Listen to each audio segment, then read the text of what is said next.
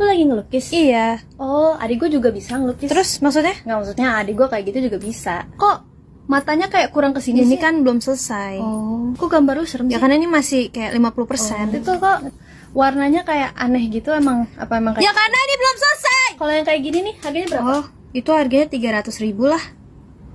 Jis, mahal banget. Dih, berkarya itu butuh modal, waktu, otak. Lu punya nggak? Baperan amat Prestasi, lu. bacot. Gue tuh cuman ngasih POV gua.